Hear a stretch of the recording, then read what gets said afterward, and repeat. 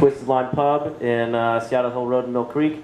It's a lot of fun. Next week we'll be racing for about $200 cash prize, so show up and race. $200 cash for goldfish racing? Yep. I'll do it. It's serious shit, man.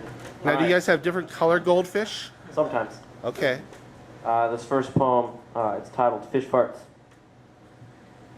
She wanted to know if I knew that my fart was going to smell as bad as it did before I unleashed it. I was picking at my toenails trying to piece away the parts that were too long. Yeah, I did. I can usually tell how bad it'll smell by how warm and heavy it is in my lower abdomen. She asked between coughs, why then didn't I even try to hold it in? Because I'm my father's son and I was born from my mother. You see, my dad was a captain, lived his life strangling fish out of nets and yanking them out of the Bering Sea 6 months out of the year. And when he came home, he'd lay on the couch. He never used toenail clippers, and I was amazed how he could just reach down and rip off his toenails. A manly man who'd fart loudly and laugh about it from underneath his mustache, proudly unashamed. His farts were obvious and harmless. The family giggled at his horn butt, then it turned back to the horror flick on TV. But then a creeping nightmare scent would sneak under our noses. We didn't have to ask, because we already knew. Because if you could put smells on the TV or in the movies, my mom's farts would be the Cloverfield monster.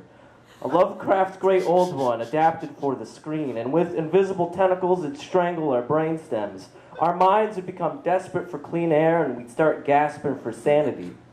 And my mom would sit there, a woman, silent, smiling, in absolute victory.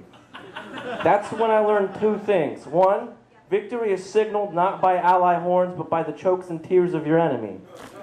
Two, the only person who has farts as bad as me is my mom. Sometimes I know a fart's going to be really bad by the way it thrashes in my belly like a fish made out of hot butter mixed with spoiled eggs. Who knows that the fresh air will make him die. And that's why you see me here, unleashing stomach death, picking at my toenails, because I'm just a reemergence of a pattern, a salmon returning to spawn. And that's why you see me here, fishing for farts, proudly unashamed, smiling, an absolute victory. My mom and dad showed me how. Thank you.